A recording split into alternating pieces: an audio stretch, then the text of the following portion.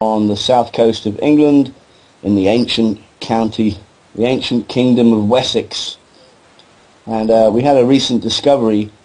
We had 54 Viking bodies found with their heads removed. And apparently 3 heads were missing. They think they might have put those heads on a spike as a warning to others. They've been unearthed, and they did various kind of strontium tests on the teeth, and they found that these were from further north, Norway, Sweden sort of way, a lot colder area. So we think they might have been mercenaries, and 54 of them were led up to the hill on Portland in Dorset, and examination showed their heads were removed from the front, which shows they had a warrior's death and wanted to face their executioner. So that's a very interesting story to look up. It's in the it's all over the internet at the moment. You can look it up. Just look up Viking burials Portland, and it comes up. It's very interesting indeed. And as far as history goes, we have a historian and researcher of the occult and author, Michael Tsarion, who has very kindly joined us tonight. And we'll bring him in and say hello. Hello, Michael Tsarion. Hello, Patrick. Nice to be on. Thanks for the invitation. Thank you. It's a pleasure. Welcome back. The female Illuminati. That's the subject we're going to discuss as much as we can tonight. We're on for a couple of hours, I presume. Are you okay for a couple of hours? Oh, sure. Superb. And the last 45 minutes to half, we'll take questions from the chat box on thesechangingtimesradio.ning.com. So if you are tuned in, join the site and put your questions in the chat box for Michael. Is that okay, Michael? Oh, absolutely. Superb. The female Illuminati, where to begin, really? It's not something you normally associate with the Illuminati because we know that the Freemasons, for example, are very...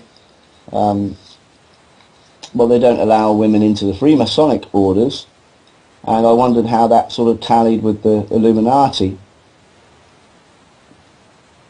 Oh, yes, that's quite correct. On the surface, the various secret societies and, of course, historically speaking, religion, and, of course, that goes for Judaism or Christianity and Islam as well, all the major religions appear to be, on the surface, male. And that's, to use the technical term, patristic or paternalistic. And there's no doubt about it that there are certain enclaves within these organizations that are extremist in their misogyny and in their masculinity. There's no doubt about that. However, as I've said in all my previous work, when it comes to, and I think that people who've really been researching heavily on the new kind of a Da Vinci Code, stroke Templar, stroke, Magdalene concepts, clearly see the truth of what I've said in my previous work about there being an exoteric branch, if you want to call it that, versus the esoteric branch within establishment. So although on the surface one can be seduced into believing that the esoteric branch, as put forward in books like the Da Vinci Code, one can be seduced into thinking they're the good guys. Wow, look at these fanatics on the other side. And they may even be able to garner a certain kind of tacit allegiance where we tend to think more positively about these sort of Rosicrucian, Templar, Masonic. Look at the tough time they've had. They only mean well. Ultimately, I guess we can forgive their crimes because they had this other, papal kind of oppression taking place. This is what the establishment has been doing now for at least 20 years, slowly, gradually putting this scenario in front of us. I think it's, I've always warned people to be cautious about that because even though these rivalries certainly do exist, there's no question about that the rivalries have existed from the 11th century onwards. That doesn't mean that then we, the normal people of the world coming in, should necessarily be fooled into taking sides, because, as I've said, there's an esoteric branch and an exoteric branch, but unfortunately, it's all Atonism, or it's all the Luciferian Serpentine Brotherhood with their inevitable rivalries, because, of course, they're all bloody psychopaths. So, you can't really prove to Michael Tsarion that one version of psychopathy here and one version of megalomania and one version of genocide throughout the world, for centuries, is now can be sort of accepted and condoned just because the other side are even more sick. So, that's what my particular slant is, that we're not going to exonerate any Templars or any Rosicrucians or any, Masons just because their genocidal conflicts and conquests have been slightly less egregious than the more official ones that have been more known down through history. Now, then a subset of that is the re-questioning of whether or not that these organizations are, in fact, purely paternalistic, because on surface, as we said, they are. On the surface, they appear to be. But then when you start tracing the symbolism and the etymology, another story opens up that kind of changes that. As we said, this is a vast subject, and it's going to take independent maverick researchers like myself long time, most of our lives, to study this. This is not something one book or one DVD or one presentation ever is going to come to the bottom of. It's very, very deep. And when you start following the symbolism, it's like a landscape that opens up. And you're getting wider and wider. It's like that old metaphor of the mountain I've often used. The higher you get up the mountain, you're kind of out of breath. But my goodness, what larger vistas you see that you didn't see just a few days ago. So as we progress up the mountain of knowledge, the mountain of truth, you look back and you see a lot more. And the symbolism and the etymology, as far as I'm concerned, alters this consensus about the paternalistic front, the paternalistic image that is given when we think that, as you said in the beginning, it's only a matter of mad, crazy men doing their thing. Well, you see, unfortunately, the symbolism and the etymology tells a different story, and then simple common sense tells you that the Stalins and the Ivan the Terribles, and certainly the Godfrey de Bouillons and the William the Conquerors and who have you. I mean, didn't they have mothers? Didn't they have wives? And didn't they have sisters? Well, then I have to ask a question. What kind of morality did these women teach their megalomaniac sons, who then grew up to put the world to the sword? So even from that purely common sense point of view, non-research point of view, we have a bloody question right there. And then, of course, if you dipped into a bona fide female crime, whether it's Lucretia Borgia, or say somebody like Countess Elizabeth Bathory, you can also bring that in if you want. I don't necessarily put too heavy an aspect on that, because my researches lead me to a more sinister group of people than just your average sort of female psychopath. I'm talking about a sisterhood here that is very, very concealed. So much so that, as you hinted earlier, nobody's ever picked up on this before. You have to go very, very far down the research of the etymology and the symbolism to even begin sniffing this rat, and also because it has been deliberately concealed. And I think that to finish answering your question, I believe that it has not only actively concealed itself, I mean pathologically so, but that the image of the patristic front is part of that concealment. And therefore, when we start, to give you an anecdote about the symbolism, so one Jordan Maxwell has often referred to time and time again, about how not only the rabbis, but the Christian potentates are wearing the symbols of the female, they're wearing the garments, the flowing garments. You do walk through womb-shaped edifices when you go into shrines and temples and cathedrals and mosques. That kind of thing. And we're talking now, my research has gone very deep into this, about the etymologies, incredible information I'll be sharing in the DVD as we're producing that now, to show that, in fact, this organization exists. It has been pathologically hidden through pathological fear. It's been hidden. And also it's hidden precisely by that image that most people have, that these institutions of great power and these criminal institutions are primarily male-dominated and male-driven. I now think that needs to be reevaluated quite seriously, which is what my work does. Really? That's quite an astonishing statement, really, because we're used to being told and used to reading, even in the unauthorized sort of biographies and histories of people, that it is a male-dominated game. So you say that it's extremely well hidden, more so than usual, more secretive than usual. So you people in the public eye, like the Queen of England, the various royal families of Europe, Beatrice, etc., and the large corporations, the CEOs, the open politicians who are on the television, even the Queen and the royal families may even be a front for this sisterhood of death, as you call it. Yes, exactly that. And let's make no mistake about it, however, that I am not in any sense of the word exonerating the crime that has been orchestrated by the male. This is not about taking sides or exonerating these psychopaths. It's just a deeper look at the nature of the whole movement. Where does the word queen even come from? Where did this idea of the queen on her throne come? The seat, the whole idea of a seat of power. Yeah, the whole concept of the symbolism. But yes, in a nutshell, but see, you're right. It's difficult for people to grasp in the beginning. In fact, it's difficult for people even on a street level to even conceive of female crime, the depth of female crime. It's something that, well, let's put it this way, just in the same way that a person who suffered under a female tyranny, say a mother figure or the neglect, these are more your common garden situations. It's well known to psychologists that, in fact, let's even forget about the women for a minute. Any kind of crime, any kind of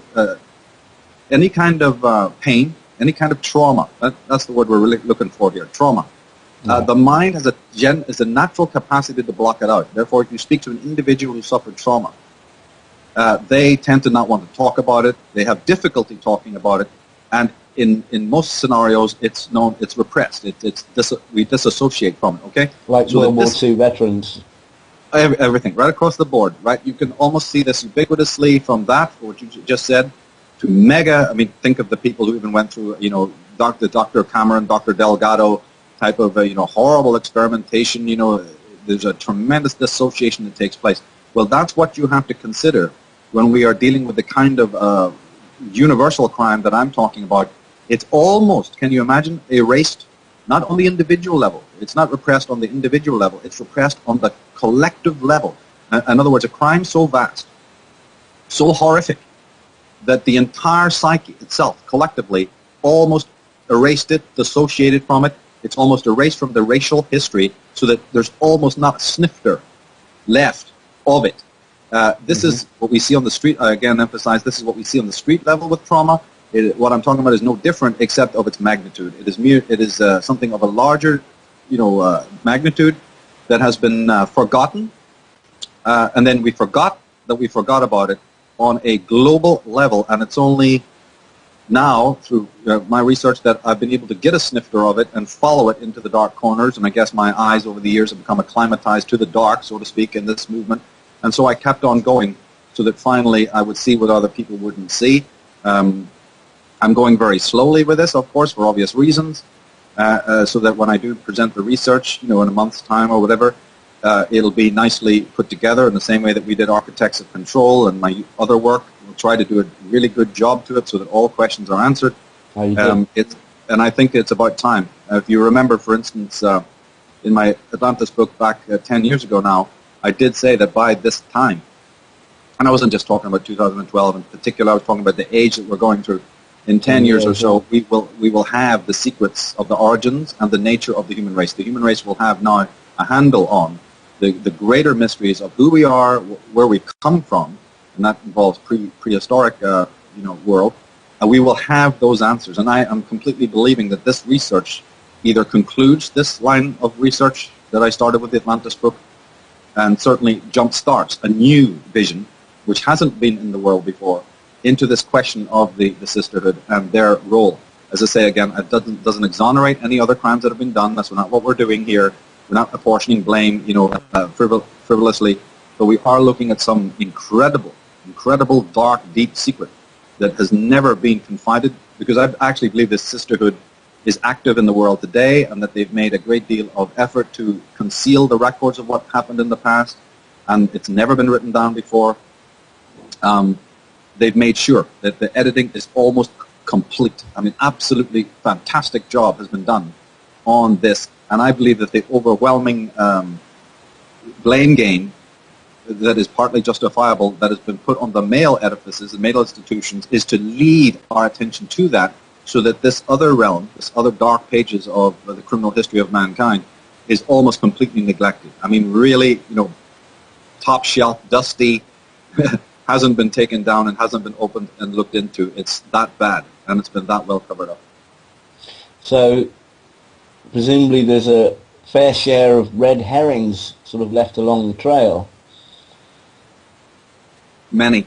Unfortunately, there are many. Now, again, when you study the symbolism, though, you're on to a good thing. I mean, they have left loopholes. When I say that they've edited the history and they've, excised it, these people have a strange, and I've covered this many times when we've talked about the other secret societies. They can't resist it, can they? Yeah. They can't, exactly. And some bizarre... Even if it risks exposing them, they stick to the atomist kind of symbolism. They just can't resist it, I guess. I don't know how it is. I don't know how it is. Maybe if we talk to a detective about the history of any major criminal, they would probably say the same thing. I don't know. I'm just glad that they have, because in fact, you're right. They have left trails, and this is what we'll be presenting in the DVD. I kind of already went into this. If people are familiar with my Age of Manipulation 1, it's up on YouTube on Slave Films. We did it in Europe.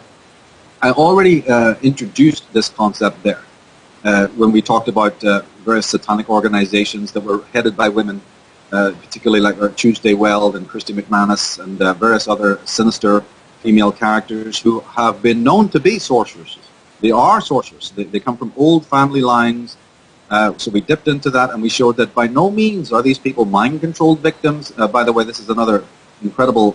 In fact, it's actually taken me a long time to get to this work because of couldn't stand up straight for the laughter of the rest of the community who actually believes that these, who are we talking about here? The Madonnas and the Beyoncés and who else? The Lady Gagas and the Whitney Houstons. Everybody sure we'll get to that. Poor Michael Jackson, what a victim. Poor Lady Gaga doesn't know what she's doing. I've been convulsed with so much laughter over this since I've seen this shit being spoken of, that it took time to get over it. But when I finished weeping and laughing, it's like, and again I showed in my Age of Manipulation 1 that is a preposterous theory. I don't know where it came from, and it has to be. That's also one of the things that I think needs to be completely reevaluated. Is that no.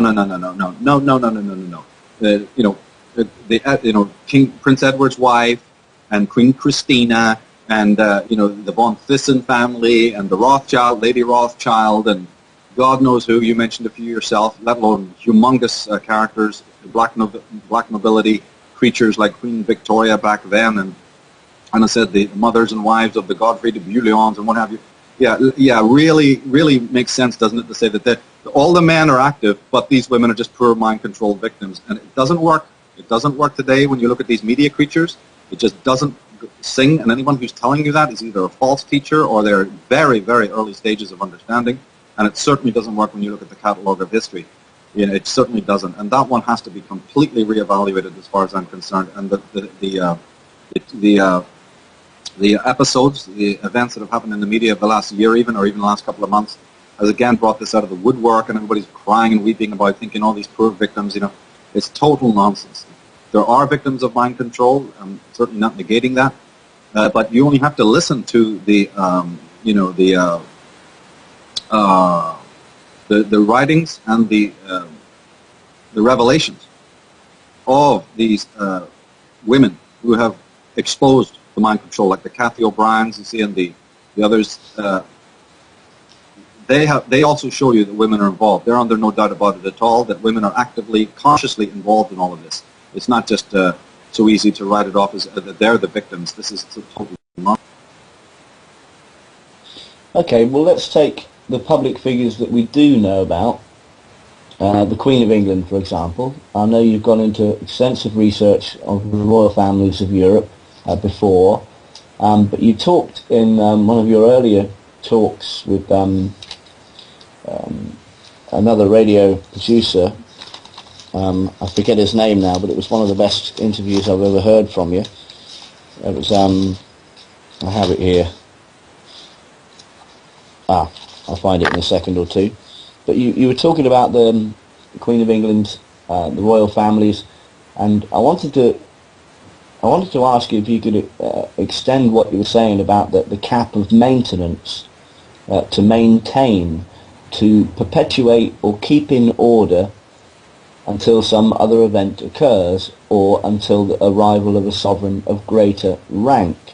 So we're trying to unveil who's behind the public figures like the Queen of England, and this may be the key. I mean, in whose name or place does the Queen and her court preside and maintain the state as stewards or caretakers, as I'm quoting yourself there.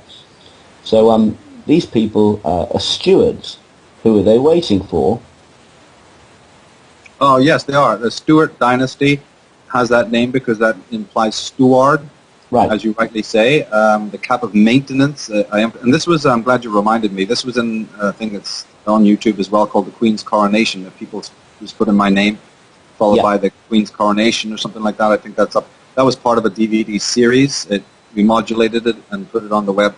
That also dips into this whole female sisterhood thing as well. I'm glad you reminded me of that, Patrick. And yes, the vicar, even the word vicar, which is used by both Catholic and Protestant potentates, it means vicarious, which means through me.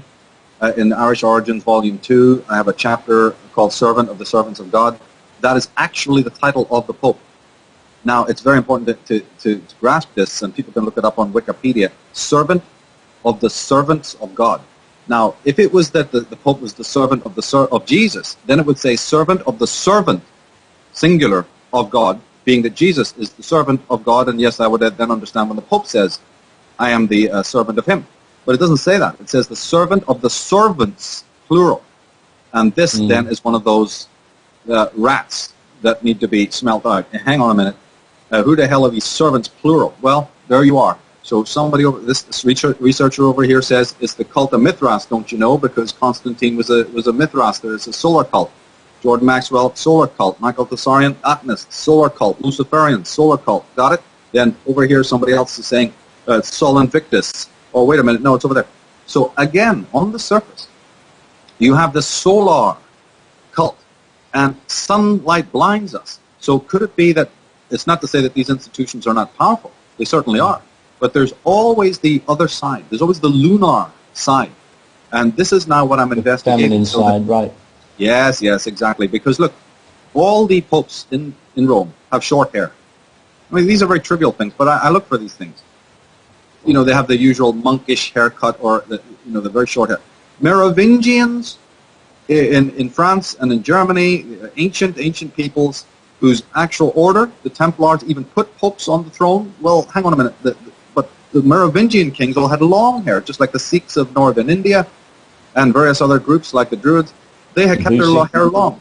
So why are they keeping their hair long? Why do the potentates wear the flowing robes? And why is this female symbolism absolutely ubiquitous throughout all of the churches, cathedrals, and what have you? Why do they dress like girls? Exactly, right. Why do they do that? And then you say, well, wait a minute, then they have this cult of the Virgin Mary. And you go, okay, let's check that out for a minute. And then this whole other avenue opens up, and you start seeing that, hang on a minute, could it be then that these, and by the way, that there's been writers who've shown deep connections between the Templars, and by the way, that also includes a group known as the Cistercians. The Cistercians and Templars are identical. One is the military wing, and the Cistercians are the monastic wing. Well, there's authors that have shown that the Cistercian order is almost identical to the information that we now know about the ancient Essenes, who are meant to be Jewish, although we don't really know that for sure, and also a group called the Mandeans, this cult of the Mandeans that's almost practically extinct.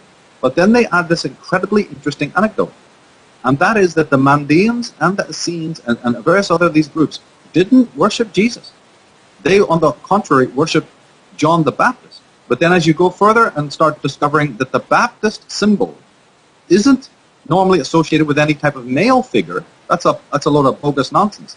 It's actually associated with the female anointer, Jean.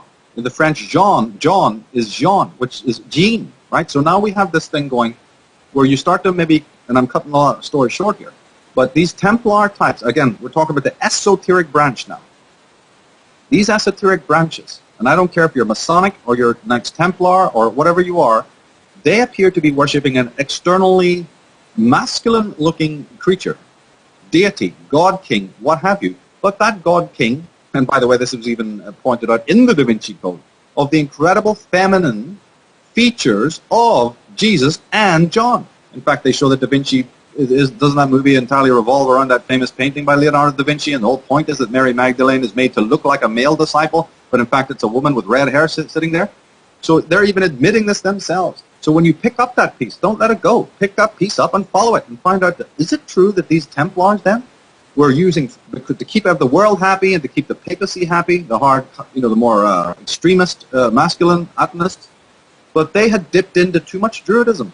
While they were in France, did you know that Godfrey de Bouillon and the head of the Cistercians, brought this out in Irish Origins, this guy called Bernard de Clairvaux, had all been educated by Chaldean monks from Ireland, and those Chaldean monks were sifting through all the records and the traditions of the Druids that they had slaughtered. So this esoteric branch has got one foot very much in the normal Christian, Judaic almost, if you will, background, because Troyes in France and Burgundy, where these Knights Templars came from, had some of the largest Jewish communities dating back as far as the 10th century. So they had one foot in this old old Judaism and Christianity, proto-Christianity. And then they had one foot in the new neo-paganism, which later became the Christianity, coming out of the Irish Chaldeans. So that's why you see all the symbolism. So then when you look at all of this, that's why they had their hair long. That's why they referred to themselves as the long-haired kings. That's why they worship the severed, bearded head. It's not because the severed head is not to do with actually a physical event in which John the Baptist's head was cut off. It had to do with the taking of power from one source and transferring it to another. The severed head or the severed column or the fallen pyramid or what have you, all this Masonic symbolism, is simply a representative, is a simple metaphor for the transference of great power from one figurehead, one grandmaster to the other. But the point I'm getting to is this. Why did they make it that it was a Salome figure, right, female figure, just in the same way you have with the Liliths and the Eves and the Delilahs and what have you? Why did they create the story? Why did the mythmongers include that the cutting of the head and the transference of power was under the auspices of a female? And so there is that trail of the symbolism again, showing something that's a little bit, the recurrent motifs. So the upshot of all of this is that although on the surface, for the public view, for the outer courts, to which many of these even highbrows belong, not all of them are initiated into what we're talking about. These people do believe they're worshipping Akhenaton, they're worshipping his descendants, they're involved with solar cult worship and what have you, and that's fine and dandy because the sun has always played a central role in all of this worship from the dawn of time. It's not going to go away, and it's just part of it. It's just part of it. But then you also start seeing the symbols of the crescent moon, the long hair, the star, the five-pointed pentagram, and that wait till you see what we've got. I mean, we're going to be showing stuff that's bloody mind-boggling here about this symbolism is not just so strictly solar. Why do we end prayers with Amen? This kind of thing. So there's another workings here. There's another workings behind the bigger cog. And the very fact that you have this, as we said, the chairs of power, the seat of power, the rhetoric. Why is there a Statue of Liberty? Why is the whole of America, and should we say the American experiment, under the shadow of a female statue that is not only embodies a lot of sacred geometry, but it's actually based on an ancient goddess from Egypt called Seshet, right? What's that all about? Why do we have, the portals of the doorways and so on? And why do we have these strange secret society anecdotes? If you walk into the Knights of Malta headquarters in Rome, in their main hall, this vast building, the only painting that they have there is that beheading of John the Baptist. So most exoteric researchers go, well, that's because we've twigged it. We can tell you all about that. We've written books telling you that they are not worshiping Jesus, they're worshiping John the Baptist. That's why they got that there. And the Templars are just having a right laugh. They go, fantastic, brilliant. Because the whole symbolism hasn't been cracked yet. That John the Baptist never existed as a person any more than Jesus did in the way presented in the Bible, right? These are themselves stand-ins for something else. The symbolism is right in front of you. And if you can't read the symbolism... These figures, Jesus and John the Baptist, may well just be allegories in themselves. They were. Now, don't get me wrong. I'm not discounting the work of Ralph Ellis and others who have targeted a male Jesus, but that's not what we're talking about. I'm saying that as were presented in the Bible for hundreds of years, those Johns and Moseses and John the Baptist are certainly not the same. If a Ralph Ellis or a Tony Bushby had said, yeah, but Michael, I have discovered, the physical, a more historical, I'm with them. They're my colleagues. I totally have used their work in my books and mentioned it time and time again, and I'm all for that. If you have found a biographical character, but that biographical character, you admit yourself, is not the one as presented in the Bible. Far from it. You've just used the Bible like I do as a backdrop, as a certain, Ariadne's thread, so to speak. But that character that you have discovered is very, very, very slight resemblance to the Solar King as presented by St. Paul in the Gospels. See, and that's what I'm talking about. So John the Baptist, and this even goes for the Melchizedeks and the Sauls, the Davids, the Solomons, the Abrahams, even the Jehovah. My God, wait till you see what I've got for that when we get into the Trees of Life, book that's coming out in a month's time and other stuff. So even all of that, these are characters that have been either completely concocted,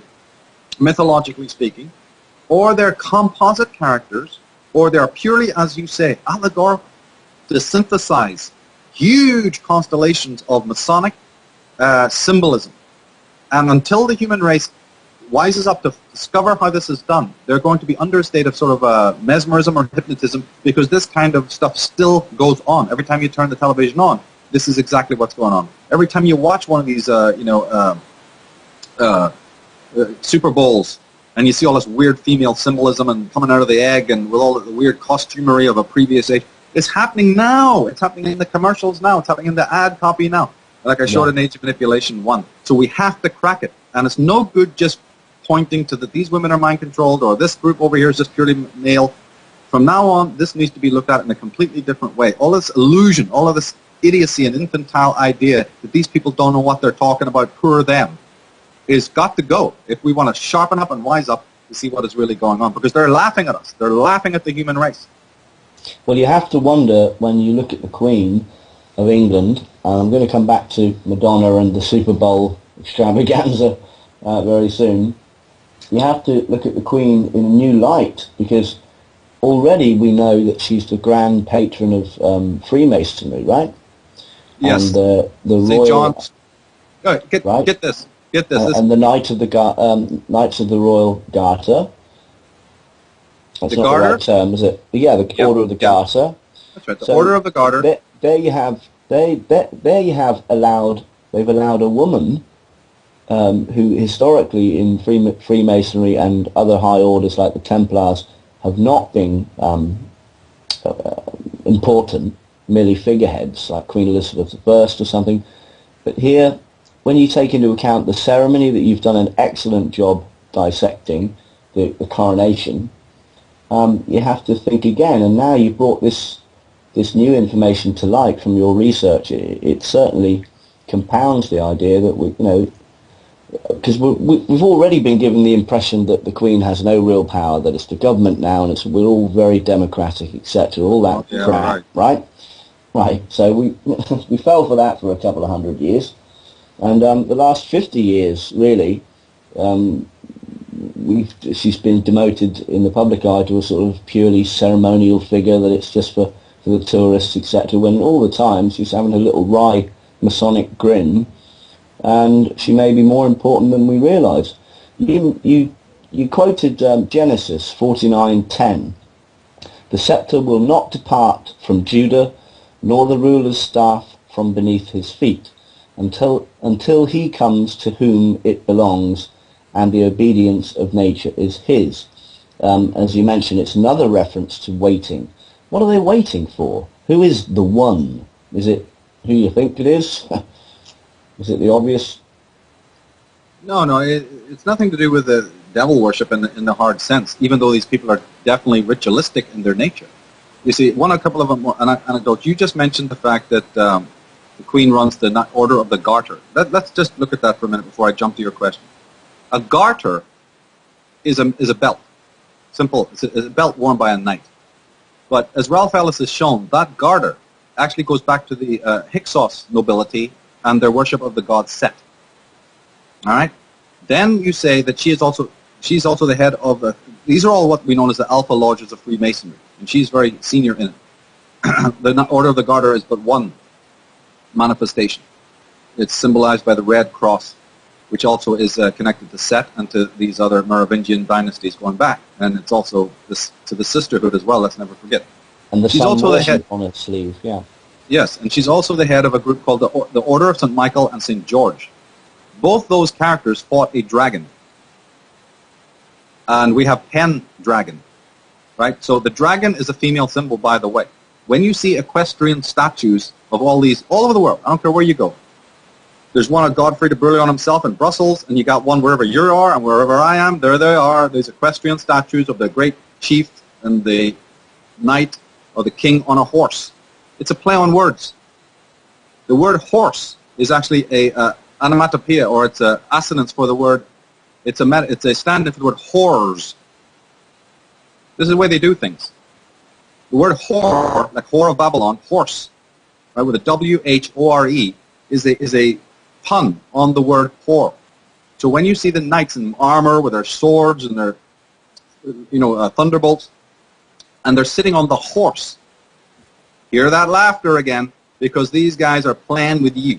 And they do this in the numerology, and they do this in the numbers as well. When you see a thing called, remember we were saying that officially women are not meant to be involved in Freemasonry, it's a total lie, because there's many Freemasonic lodges. They've been going for years. And for instance, one thing that I harp on a lot in the Irish Origins book is the daughter of Akhenaten, who went by the name Meritaten, Mary of Aton, and her nickname was Scota, or Scotia, right? Scota is where Scotland got its name. And it's where Scottish Rite Freemasonry get their name. So again, hear that laughter when people thinking that you're talking about Scottish Rite Freemasonry and that comes from the, that's the old land of Scotland and all that. No, it's not. It's not a reference to the land. It is not a reference to the land. And if you look closely at the compass and protractors of the Scottish Rite, what do you see at the top of the compass? The face of Akhenaten. I'm not making it up. There it is. And then down the side of the right-hand side of the compass, Scottish Rite. Head of Akhenaten at the top. Scotta Rite. Scotia Rite. His daughter's right on the right-hand side with the 33 degrees. Yeah. And then at the top of the 33rd degree, Knights of the Royal Secret, etc., etc. And this big whopping G symbol in the middle. It don't stand for God, and it doesn't stand for geometry. Because the G in lowercase, as I pointed out time and time again since the time of the Atlantis book, is the serpentine G. If you write the G in lowercase, it's the symbol of the Dragon Brotherhood, which is a female symbol, all right? It comes from the Gaionum. And the Gaionum, years ago, centuries ago as a matter of fact, in order to conceal their existence, the Gaion, or the Gaionate, or the Gaionum, changed their name to Freemason. So the Freemasons far predate the 17th century. That's another, they can barely contain their laughter on that one with all the scholars saying, well, they don't date back further than the 18th century. Yeah. Okay, right. Now that we're back to Sanityville, now we find out wrong. They date way, way back. That's where all the Egyptian symbolism is coming from. So there's a lot of it, but a lot of it, though, is this female symbolism. The pentagram will be on these Masonic jewels, these diadems, and lots of other symbols like the brazen serpent and what have you that totally clearly show you that there's something else going on here. So they play with this idea that, and the one that they're waiting for, to answer your question, is the descendant of Akhenaten, the pulling together all of the different cults. This has been something that's happened. It's not an easy job, and it's taken centuries. And remember, ultimately, these people are so addicted to world, enslavement. Right. They're so addicted to, they found it a bloody hard task, even with all their power. Even with all of their power, they still have a chore. And I'd like to get into this interview if we can, as to what happened. This takes us right back, this whole answer to your question of why the delay and why the waiting is because of the event that I spoke about in the Atlantis book, which was the War of the Gods, which subsequently led to the destruction of all the technology. Well, I've often wondered that. I mean, if they have so much power that they've accumulated over the centuries, and they hate humankind so much that they want to reduce the world's population by 90%, and they have the weapons to do it, they have neutron bombs, they can wipe us out in one chemtrail day. They still need us at some stage So what are they waiting for? With all the power they have, what are they waiting for? So this is perfect. This explains a great deal why they're flapping around and delaying. Yeah, sure, big chore to do. The great it's because work. they have to. It's Is that because the they great have to. work? Is that the great work that needs to be completed then? Yes, and remember, they're not in charge. They're not in charge. Like I said in the Atlantis book, they have edicts handed down from some very sinister forces, both terrestrial and extraterrestrial. And since the time of John Dee, they've been working to a program. And they can hurry the program in some respects, and they have to go grindingly slow in others because they're under orders. They have been given they've been given commandments of how to vacate this planet and do the other things that I was talking about, including the enslavement of the human race and many other things that I'll be getting into in the work. But this is a huge hydra. I mean, when I may have said it only in a couple of lines. I may have said it, I think I did, just a couple of lines. I think it was something like, oh, in order to do this, they had to enslave the entire planet. And then I moved on to something else. Because how could you possibly... But then read back. What does it take for a tiny little country like England to literally do that? To literally go and seize the mineral resources of every little country and big country and continent in the world. We're talking about hundreds and hundreds of years just to put one. Then I talked about the development of the computer, how silicon was involved in it. So the whole process is taking incredible amount of time and has to be done meticulously. And then you have some very good brains that are moving things forward incredibly fast, and then you've got a bunch of useless bastards that you maybe even take one step forward and 10 steps back. They're not the best. So, and then of course you have this vast group workforce. Now let's go back. Can we go back? Because I want to get into this. This is sure, absolutely. The time. Let's go back. In the beginning of this research, and we're talking now specifically about the female Illuminati research here, I kept on worrying because I went so deeply into the Book of Enoch, and remember, you're talking about the Atlantis book being a tiny, tiny fragment of what I really discovered. I tried to bung even some more on the appendices pages. I tried to bung some more information into a few interviews.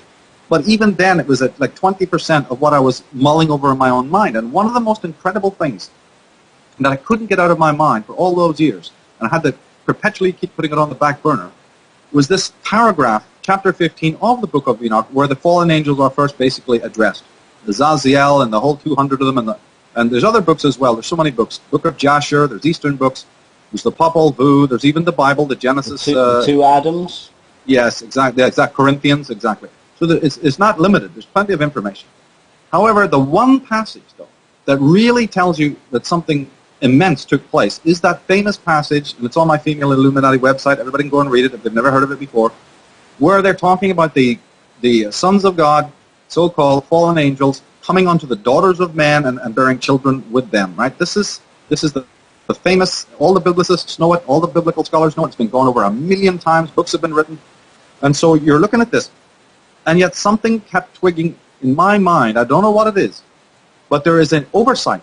There's an omission in all the other research. And that is, the omission is this. Nowhere in the Book of Enoch or in any of the other apocryphal works, or the Book of Genesis, for that matter, that speak about this interaction between the Anakim, the Anunnaki. I don't care if you go to the Sumerian script, I don't care where you go. There is no information that there was resistance on part of the women who became the daughters of the Nephilim. Now, I don't know, maybe it's nothing, but the point is, I would say, where's the fighting? Where's the men rising up to fight back, to save their women? Where's the women resisting arrest, so to speak? Where is there anecdotes about that? You have everything else, but you don't have that. Now, as most scholars do, you just bypass it and assume that these women, were basically abducted and forced against their will. But the trouble is, it doesn't say that. And therefore, and I admit it is speculative. I admit publicly it is pure speculation. But speculation can go a long bloody way. Then we speculate. What happens? This is just a question now. What happens if the women went with them willingly? And as a matter of fact, the Book of Enoch and other scriptures actually hint that that is the case.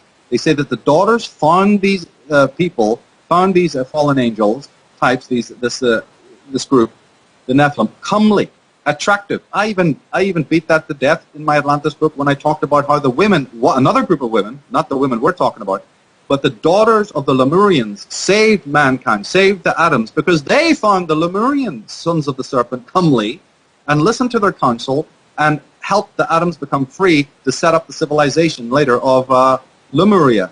And as a matter of fact, not only that, but the very word Murias or Lemuria means motherland of humanity. The motherland of humanity, the land of the immortal serpents. So wherever we go, yes. This is known. It's known as Silipadarkan in Tamil, because it was meant to be south of India and down there near Australia. This is where they think the Lemurian culture was strong. Oceania, what have you. So everywhere you go, you see the serpent symbol. It's ubiquitous, used by both sides, which of course complicates the symbolism, but there you have it. And you have this good, powerful coterie of women who decided to realize that they were enslaved, and so in other words, these books insist that there was a attraction. Well, then I'm saying to myself, if that was the case, then couldn't there also be on the other side an attraction? Couldn't there have been some of these women who didn't want to leave with Lemur and liked what the sorcerers of Atlantis were doing and actually were part of that structure, that infrastructure? And what do you know? The Sumerian records actually indicate that this is in fact the case. So if we then go to the next step, if we now are assuming, for argument's sake, that a group of women, just like one group left and went towards freedom, another group stayed behind. This is the group that I'm now interested in. That this is a female coterie who are also very attracted to this original Nephilim. And why? Because of their power, because of their technology, because of their looks, or I don't know what. Let's just keep that in abatement for a minute. We're just assuming that one group did, in fact, collude with the enemy, right? Okay. Then we move next to the next step. What? Because remember, for every crime, there's a motive. And if you are talking about a group of women who would literally collude with an enemy and basically betray the whole human race, there has to be a bloody good motive for that. And that's where a lot of other people would just, pack it in and they wouldn't be able to grasp it. But I think I know what it is. And it has to do with the female psyche. So, because remember, there's an old scientific axiom, by the way. I don't know if you know it, but it's been pointed out by some of the most senior scientists of the world. And that is that no theory in science has any validity whatsoever unless you can see it in action today. So they're talking, and of course, let's think about the Big Bang. Let's put it in the context of the Big Bang. All the refuters of the Big Bang, and some of these are the most prestigious scientists that have ever lived or have lived, that's one of their arguments. Since we don't see any such event cosmologically taking place today, it's very spurious to be talking about that one happened in so-called hypothetical past. This is the kind of way they frame their science, and it's very strong. It's very, very strong. If a scientific event is capable of happening, then it must be seen to be happening now. In the atomic realm or wherever you look, we must see evidence of it today. When you don't, it doesn't mean that you don't speculate. It just means that that cannot be moved to the level of true fact or true theory. Well, the same thing goes with what I'm saying. If I want to crack, I feel that way about Darwin, actually. Oh, I was going to say that as well. You're right. This is one of the bugbears of the Darwinian, and they themselves know it. It's a weak point. So now if you shift over to psychology of humankind, I would say the same thing. If I'm trying to discover or understand what was going on in the psyche of these particular women, I then must look into the world and find its corollary here. I must be able to do that, and I do find it, and it's called envy. And it's purely the kind of envy I'm now going to describe is unfortunately, although some men do have it, a version of it, it is almost entirely a female complex, what we're going to describe now. I won't be long-winded about it. I'll just make it very short, but people can research this if they want. It's bona fide. Just go and ask any psychologist, and many of these psychologists are women, so this is not some misogynist statement I'm going to make. What I've been studying and reading comes out of the works of the latest psychologists, and many of them are women. And they claim that there are certain women in the world who have not only the famous father complex and what have you, but we know that nature, Mother Nature, has made the woman physically weaker and with less endurance and less questing ability than the male. Not all women, obviously, I'm speaking generally, but in general, even children, a young infant kid can easily beat the same age girl in a fight. So this is nature has done this. We don't even need to go into the reasons why. This is just the way it is. That man has the tensile strength. He's got the muscular strength. He's got the sense of endurance, and he's got the tenaciousness, to hunt and to kill and to deal with the blood and to persist and to fight off enemies. He's physically stronger, in other words. Okay. But by definition, the female of the species, the sex, female species, is weaker physically. Now, the healthy woman is accepting this. I'm weaker. I support the male. I'm in the tribe. They do what they do. I do what I do because I've got other strength. I've got psychological strength. I've got other kinds of strength. But the neurotic woman isn't like that. The neurotic woman actually blames nature and ultimately then, transfers hatred onto males for the very strength that they have because they believe that they're weaker.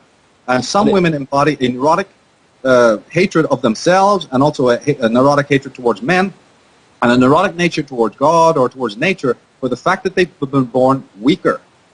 That's it.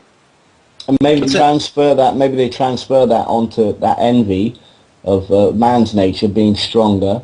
It can be eroticized almost for a woman, because I've heard women say that they find a strong man, a stronger man, more erotic. So maybe that envy is sort of displaced or replaced. Oh yes, and the envy itself can have good aspects as well. What I'm just being very, very general here, right? Because other people can fill in the blanks and think about this, give it some thought. As far as I'm concerned, there are two kinds of women. They're seen today, and they must have been there in the ancient world, and I'm damn sure they were. There's the woman who admires the male for his strength and has a complete understanding of her own powers and her own strength and her own abilities. The strength to bear children, the strength to be there for the men when they're wounded or when they're having a difficult time emotionally, and so on. And the strength to deal even with other women. Then you have the neurotic woman. There's no reason to believe that this neurotic kind of woman is only a product of, the modern world. I think that's a mistake. I believe that this person, these kinds of women, so when these Nephilim came here and they sent their little groups to visit, I think, a lot of the legends tell us that when they first came, they appeared to be gods. They appeared to be doing good. This is the only reason for this is because they were scanning the shit out of everybody. They were checking out the tribes. And they brought a lot of them to Atlantis. But before they did that, they were curious. They were finding out where the weak spots were. So in the beginning, these contingents went around and they sussed it. They sussed up. They were not only reading these people of the earth, our indigenous ancestors, pre-visitation ancestors, they were sizing them up not only biologically, but psychologically. And they suddenly came upon this fact that when they interview some of these women, and they interview them deeply, they talk to them, they find out. And remember, these people appear to be the gods, man. These people appear to be the angels from heaven, all right? So you're doing a lot of talking about your problems to these people. And so they are suddenly working out through the years that there are these women who have this neurotic animosity to the fact that nature has made them the weaker sex, and they can't do this and they can't do that and what have you.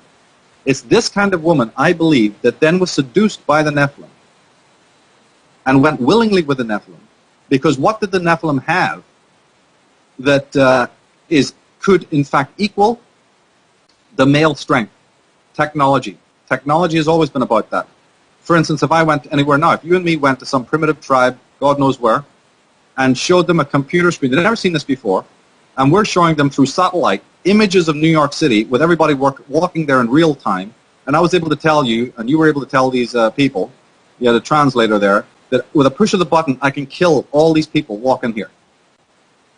Now that is some bloody power, right? And that's the kind of technology that when these women were introduced to it, they became very enamored by it because they already had the subconscious need to rival the muscular strength of the male and the power to wipe out huge groups of people, to do all sorts of crazy stuff, let alone flying around in the spaceships, and just the physical look at the weaponry that they had and all the rest of it.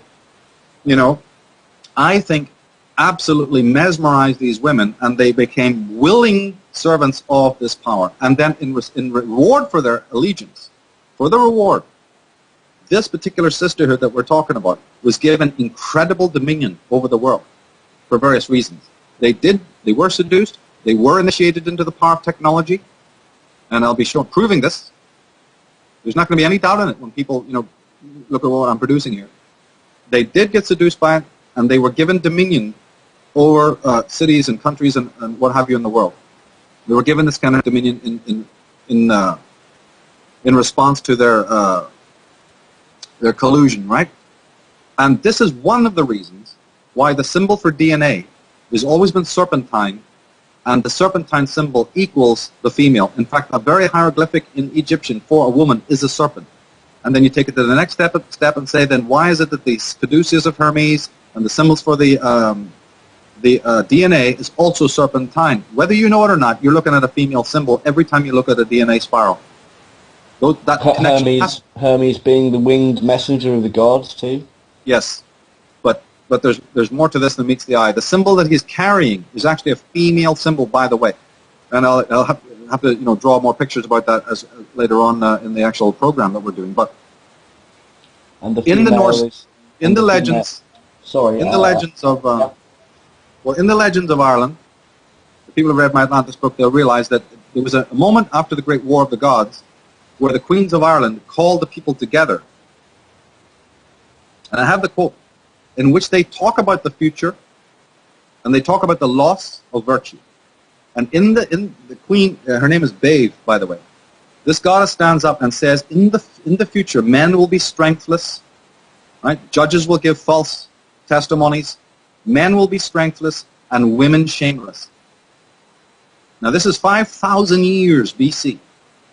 In the Norse Volupsa, in the Edda, you have the queen there also saying about the sisters of blood, the sisters who will go with other men, right? Who will deceive their husbands and deceive their tribes and slaughter their own sons and put their sons up and daughters up for slaughter, right? So in the ancient times, men today are more feminine and vice versa because of the bisphenol A and everything. Yeah. Well, that's phenomenal. That is a phenomenal piece of what's been going on. But let's just leave that aside and take it step by step. In the ancient legends, you have a distinct reference to women who remain protectors of the tribe, remain vigilant against the enemy. And you have another group over here. Because you know as well as I do that the moment a man comes out with information like what we're talking about, you're going to have every woman in the world, ignorant women, throwing fists up in your face and complaining that you're a misogynist, which is far from the case because anyone who really knows my work knows that it's loaded with eulogies to the female and to the goddess and what have you. Well, exactly. When I talk about makeup being making you sterile and don't wear makeup, girls, you soon get flack. Yeah. So please continue. Right. Exactly. So just want to make that caveat because if people think that's where I'm coming from, then you need to go and pick up my Goddess and the Hermetic Tradition DVD, or read the chapters on all my books, and you'll find out this is not where I'm coming from.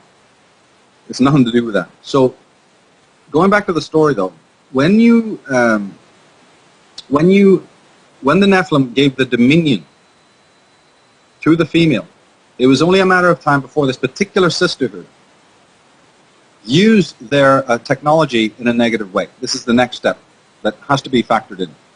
They did not use their power benignly. All right, they hated the other women who had relocated to Lemuria, and they hated men. And my research has led me to believe this: that the female sisterhood on Atlantis, right? These are the descendants of the warlocks, their wives, their sisters, their queens, initiated an all-out global destruction or annihilation of all the living men that existed at that time. And now we're not talking about the population that we see today in the world. The whole planet at that time, maybe only had a few 100,000 inhabitants. We're not talking about what we see today. But nevertheless, an act of genocide, in my reading of these myths, I believe that the sisterhood were either stood by and let this happen, but I'm even thinking that they themselves initiated it. And the reason is because they didn't need the men anymore. With this alien technology and the alien skill, and we're talking about the power to even create hybrid beings. We're talking about the Neanderthals, and we're talking about beings who are genetically hybrid. And of course, let's not forget the most important anecdote about the Book of Enoch from that passage, which is that children were born from these liaisons. So in other words, the women didn't need the man anymore. They were marrying and mating with the Anki, the serpents from heaven. They were bearing children, and by either mating or by genetics. And therefore, they had these solar children. They had the children of the Nephilim, the ones who hold the Ankh, meaning from heaven and earth tied together. Joe Blow out there, the man that they had known all these years through the pre-visitation times, were an obscenity to this particular group of women. They didn't need them anymore. And so I believe that for one reason or another, they were annihilated. Almost all of the male population of the world in a genocide so furious, so horrible, and so merciless that it had to be erased from the collective psyche. We spoke earlier about the fact that the presence of the sisterhood has been repressed to such a degree it barely exists. That is nothing compared to the memory of the genocide, of the slaughter of the female criminal history we're talking about. And with a push of the button, so to speak, something happened where plague, or I don't know what, the entire male population of the planet was annihilated, almost to a man, except for probably a few, troglodyte-type servant groups. Well, you could only do that with some sort of gene-specific bioweapon, couldn't you? Which presumably that's right. These people would have had. And they had it. And they used it. Now, the next step to that is this. They did it because the idea was that the technology would take over. But what do I say in the Atlantis book? Something happened, a variable happened, that none of these people, in that book I just said the Nephilim, we didn't divide it into anything to do with male or female Nephilim. Now we can broaden this out. Now we can say that, yes, exactly, the catastrophe of the earth responding to the war of the gods helped destroy, not all, but a great deal, the most important technology, the spacecrafts and all of the stuff that they've hidden, from us, which the Lloyd Pies and Michael Cremos are fantastic at covering that this stuff exists. Well, all of this stuff was destroyed, so much so that so many important parts of it were destroyed, made the Nephilim, if we just go by the Atlantis book, I said that the Nephilim then were basically reduced to almost as a primitive a level as the people that they had colonized. Now we can branch it out and say that the female sisterhood found themselves, to their horror, what have they just done? They just wiped out the entire workforce. All that muscle is now dead, and you have lost your technology in the war between yourselves and the Lemurians, who are not going along with this gig, right? So now the entire planet, including these aliens, have found themselves in an unbelievable predicament. And so as then time leads up from the prehistoric into what we now laughingly call the historical era, there was a quandary, not just the quandary of how to resettle from the lost lands that are only recorded in the legends, like Atlantis. They're all destroyed, so there's a regrouping to Britain, shattered Scandinavia. The Lemurians are resettling on Australia and India and in Ceylon and other places like that, and I would say even South America. The Lemurian culture was in Bolivia. There's remnants of it in Bolivia and so on, Andes. So there's all this regrouping, physically, topographically. And there's also the worry about what do we do now. This helps to answer your question about the length of time it's taken and the incredible seeming patience of this group. But let's move back and say that, look, they now discover to their horror that because they don't have the technology, they now need the workforce back again. They were stupid to wipe out all that heavy muscle. So then there's a new wave of men being created, every one of them with alien DNA, because that's the gig now. There can be no pre-visitation creatures born again in the same sense, because I believe what I said in my Atlantis book, that all the men of the time were Homo Atlantis. But Homo Atlantis includes not just male but female. And so at the dawn of the historical period, the towns, villages, civilizations that you see were apparently ordinary men and women, although I say that these people were with alien now, started mating, and the normal kind of civilization that we know today, top-heavy with male and females, began. So, and it was needed because you need to have them enslaved. Now check this out. Last year, quite late last year, BBC television produced a program about the latest clay tablets that have been discovered. Some of your listeners may have caught this show. Some of the latest, sort of Zachariah Sitchin-esque story about the latest clay tablets that have been discovered in Sumeria. They've just been deciphered last year. And what do they find in those clay tablets? They find the name Adama. But to their shock and horror, it did not refer to an individual. In my Atlantis book, I emphasized again and again, and in the DVD, I kept saying that your understanding of history will be so much clearer if you stop thinking about these terms, Adam and Eve, in the singular and think of them as plurals. Right. Last year, the BBC admitted that the stela that they found, or these clay tablets, refer to the word Adamo or Adamu in the plural. And they went further than that. They even found out the definition of the term. And the definition of the term, Adama, in the Sumerian, was slave. He who was born from the earth, he who was put together by the gods, the slave. As far as I'm concerned, that clinches 12 years of the publishing of the book and research before. It's very crucial. So what the upshot is that a new generation of men to replace the pre-visitation men was created. All of them hybridized. They mated with hybridized women, and the historical period opens in the way that we do. But one thing is different. When you interview women today, and you talk to them about the catalog of male crime, they will always tell you that it's a problem, that women have been second-class citizens, and women have been oppressed by men. And of course, we know they're not wrong by any shape, by any standard. They're not wrong. In fact, they are quite right. Why did that predicament occur? My thesis is this: the reason why in the historical period throughout the world, women have been kept in subject. Even the word female means evil woman or evil male or mal, even being. Fey is meaning evil one, evil witch. And even if you use the word mal in French, that means evil. So even the names for women have been, denigrated. And women themselves have obviously been in a very clearly second-class status. The sex has been since the opening of this historical period. But the reason is justifiable.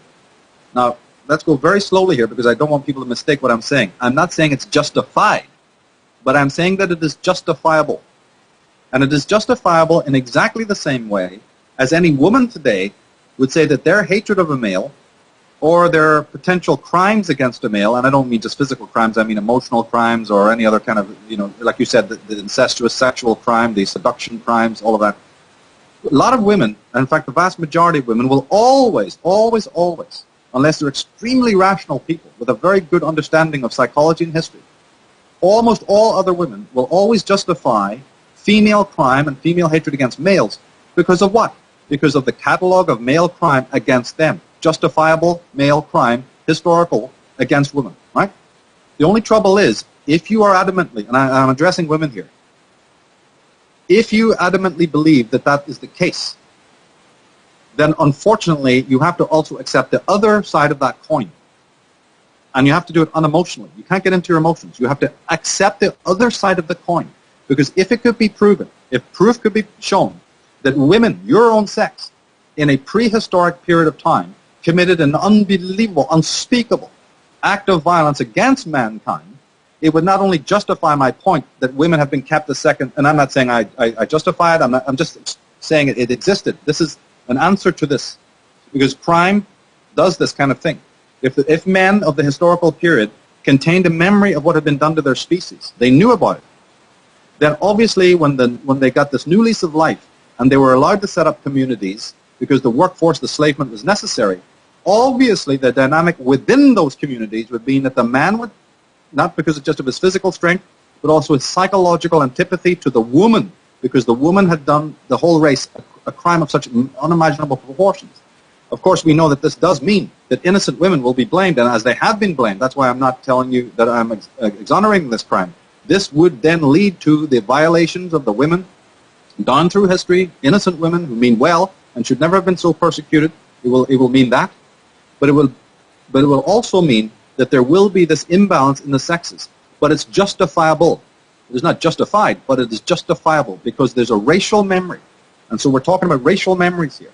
And I've often spoken in all my work about the healing that needs to take place of this primal wound, not just the healing of the genetic interference, the healing of the great earth traumas, which I've talked about even recently in Australia on my post-humanism tour. The whole thing was overlaid on this trauma that's been done. Again, I went into it based on the catastrophe and what that did to the psyche. We've got that to deal with. But there's also this other incredible war of the sexes. We know it as the war of the sexes. But that war of the sexes isn't 5 minutes old. That war of the sexes isn't a couple of 100 years old. This war of the sexes now turns up as a feature in this prehistoric concept that women, a group of women, not all women, but a group of women was responsible for such an unspeakable horror, a crime of such unimaginable proportions that the very psyche had to forget it. The psyche was fragmented by it, and the psyche has never recovered from it. But the psyche, as all psychologists know, repressed it and dissociated from it. And the consequence of that was that women then were not trusted. And even good women were not trusted. And so the entire cult of the sorceress, the temptress, the witch, all of this other stuff from the myths and legends arises, and there's a reason for that. Why do you have your Salomes? Why do you have your Liliths? Why do you have your Circes, Medeas, temptresses? Where does that all come from? Well, that's what I'm talking about. We have that in the racial memory, but we disassociate it and think that this is magic. Listen, the magic that these sorceresses of the mythology books and the fairy tales are manipulating isn't magic. It was technology. It's just we change the story. You see, down through time, the story accumulates a lot of debris and gets very poeticized. The women that I'm talking about, this sisterhood, whose descendants still exist, were highly technological. This is important to understand. They weren't just serving wenches. They were very, very powerful queens. And they misused their power back then. And their descendants, biologically and ideologically, still remain today. And that is why it is no longer good to be talking about purely male organizations who have always existed or descended either ideologically or biologically from the Atnists or from the Nephilim. That now has to be branched out. It doesn't change anything about that. But now it is that there's this other presence, this other sisterhood, who has operated down through time. They're the cult of Venus, and they're very much behind the media. They're very much behind these women that they put up in front of the media, these so-called musicians, although I loathe to use the term. But these women are icons and many other more sinister characters you wouldn't first think of. You mentioned the Queen of England, rightly so, and there's plenty of others names I'll be mentioning. These creatures are descended either ideologically or biologically through these family lines that go way, way, way back. And they cannot be exonerated.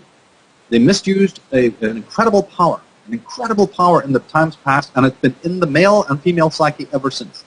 And it is also, I believe, the real reason that at the opening of the historical era, women have, rightly or wrongly, been put into a subservient position based on this.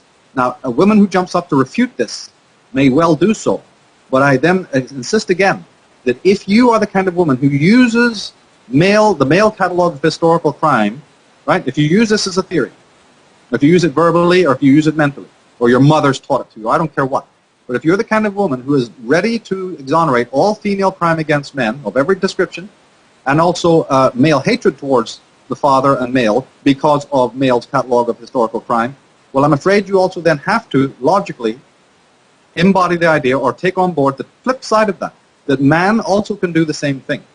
Now, I'm saying this is all speculative. We're still going to iron this out, massage it, and find out the truth of this matter. But logically speaking, the woman now has to say that if your sex committed an unspeakable crime against man in the past, then men are, just by your own token, equally justifiable in keeping women in a sort of a submissive position. I'm not saying it's right. My God, I'm not saying anything in the world I look at is right. I wish none of this had ever happened. But the fact is it did happen. It maybe did happen. We're talking speculatively here. But I believe that the trail of etymology and the trail of symbolism absolutely confirms what I'm talking about. And, you know, I'll present the work. This is, in fact, you and I are now speaking. It's the first official interview about this, so there's a bit of history there.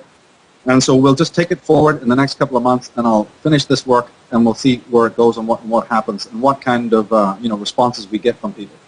But the other thing is that that's why I've allowed you to just carry on speaking, because I've got the impression that this was the first time you've mentioned it on air or publicly. This new theory of yours. Right. And so a couple of, the most important thing I think for people to just grasp in the early stages is that there's no longer, if you're going to mention male violence, that males are capable of violence, we have to now look at the female criminal history. There's a reason why the ancient myths had these Circes, these Salomes, these Pandoras. Hey, don't open the box. Oh no, she opened it. And all the horrors of the world came forth. Now, why is that? As I said, why is there a female figure right there at the beheading of the John the Baptist, which is all this occult symbolism? Why does Jesus Christ look effeminate? Well, what the hell, why don't they paint him with a beard looking like a regular guy? Some of them do, but in the early days they didn't. They painted him very female-like. Same with John the Baptist. There's a lot of weird symbolism going on here. The Eleusinian myths. We've got the Statue of Liberty. As I said, the Bacchanalias, the Eleusinian myths of the female rights, of tearing the male to pieces. We've got the Statue of Liberty up there. We've got all this symbolism that we see in the architecture. I got questions about all of this. And again, going back into this cult of Venus that I talked about in the Age of Manipulation, how it's right behind these rock icons. It's right in there in the drug, the mushroom cult. the whole psychedelics. Right. It's loaded with this female sexual, pansexual symbolism. Look at TriStar. Look at Columbia Pictures. Look at the logos that they're using. Yeah, You know, I've heard when you speak about. I've heard you speak about how your brother was studying album covers for their symbolism, and how sort of major artists had a real struggle to have their say in what was depicted on the covers. Oh, they had completely the great difficulty. And again, that's another aspect of looking at the Yeah. symbolism to decode it. Like I said, Interestingly enough, though, apart from the obvious like Pink Floyd and Black Sabbath, you mentioned it was the seemingly innocent sort of cutesy bands like Duran Duran and the Smiths. well, they're androgynous. Or the not so cutesy communards that had some of the most interesting symbolism. Yeah, of course, because it's a situation in which the androgynous sort of David Bowie. Hermaphroditic sort of agenda. Yes, exactly. This is again not been gone into it with much detail as it needs to. There's a certain kind of male that they go for, that they find very attractive, because that's that old. In fact, this is one of the threads of symbolism. They go for that androgynous male because this sisterhood is infatuated with Adonis, with Apollo. It's their old stuff again. It's the solar child, man. It's the solar child. The Jim Morrisons. They got a Diane Water. The Brian Joneses. The Bob Marleys. All of this kind of stuff. The other guys they leave alone because they don't fit the symbolism. But the Mick Jaggers, they do fit the frickin' symbolism, and plenty of others do. Some do, some don't.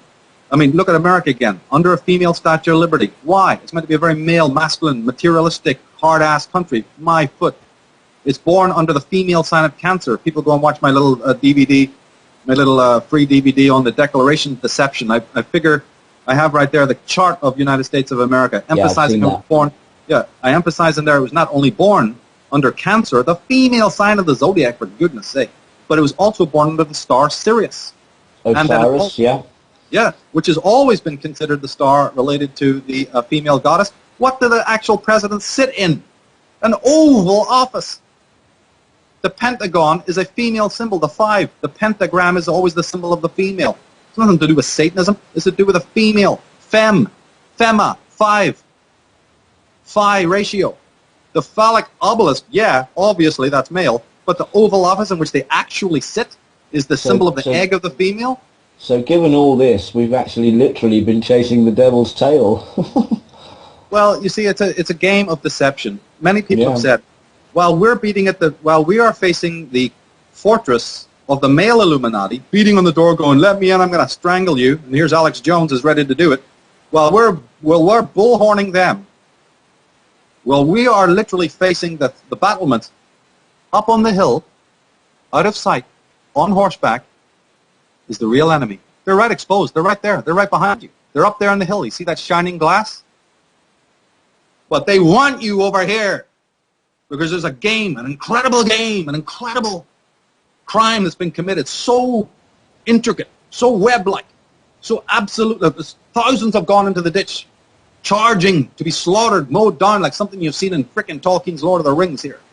And all the time up there on the hillside is the real few. The top of the pyramid is detached, isn't it? The 14th level. It reminds me of, it's quite a descriptive way of looking at it. It kind of, an image flashed into my mind of Schindler on the horse looking down on the ghetto being cleared by the Germans. Isn't it? That's how it's all done. It's always done like that. Yeah. It's always done like that. You create distraction, and it's easy to distract. Yeah, that's the magician's trick, isn't it? What the left hand is doing, the right hand is doing something else. That's right. But when you follow the trail of symbolism, you say, why is a man inside woman's clothes? Why is a man inside a dress? Right? Or why has he got a cup, a chalice? I suppose people would say, well, didn't they all dress like that in those days? But no, I guess what you're getting at. Mm. No, you talk about Osiris having a communion with Isis, the primal couple. This kind of links into what you're